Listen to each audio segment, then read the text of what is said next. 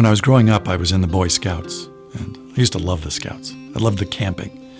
And sometimes on the Scout camping trips, there would be two campfires. There'd be one for the boys and one for the dads who were not that interested in ghost stories.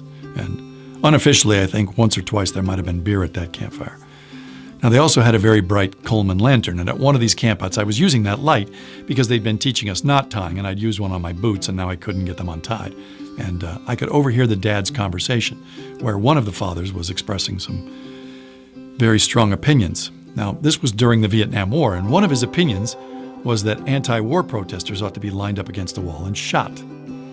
And that was met with a kind of tense silence because that did not exactly conform with the Boy Scout law, and I could tell there was going to be a clash of attitudes. Now, my friend's dad was at that campfire, and he was a very successful criminal attorney, and although he was physically slight and skinny and balding, he was ferociously smart. And when this other father had announced his preference for shooting protesters, my friend's dad turned to him and said, "Hey, hand me a beer off that cooler, would you?" And when the guy leaned over to hand him the beer, my friend's dad said, "I used to feel the way you did." And then he sat back, and there was this long, curious pause. And the firing squad guy said, "What changed your mind?" And then they had a very measured, thoughtful conversation. And by the end of it, the man wasn't quite as enthusiastic about killing his political opponents. And I got a ride home from that campout with my friend and his lawyer dad.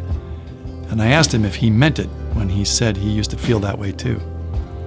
And the guy said, "Changing someone's mind is like lifting a heavy weight. It's a lot safer if you do it a little bit at a time, and it's easier if you get them to carry some of it."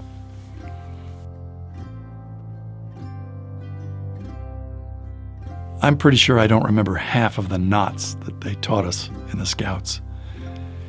But I remember that.